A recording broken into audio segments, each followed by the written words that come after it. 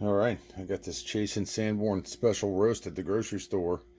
I did not buy it on Amazon, but they sell it on Amazon. It was the cheapest thing at the grocery store. It really was. So I'm going to give it a shot. This stuff is made in the USA, distributed out of Norfolk, Virginia, and it looks like it was founded in Boston. It comes from Boston, so it gives you some instructions to use 1 tablespoon of coffee per 6 fluid ounces of water, adjusting to taste. So let's give it the smell test. Comes packaged just like that. Tin reusable can if you want to reuse those cans. Pull the lid off. Alright, smell test. Actually smells pretty good. So I'm going to use the old Mixpresso here. Got a cup of water, just dump it in the back. Fill it up. Put my cup under here. Put that guy back over there so it doesn't leak out. The thing I love about the Mixpresso is it's got the reusable filter on it.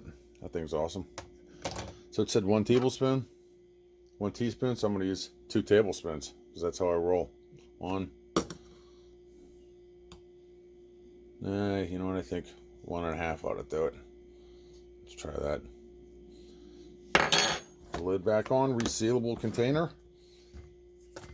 Put my water over the top and see what happens. See what it tastes like. I'll be back. Alright, brewed up.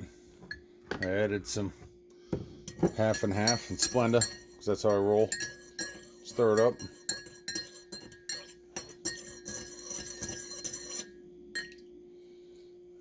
The old taste test, see what we think. Not bad.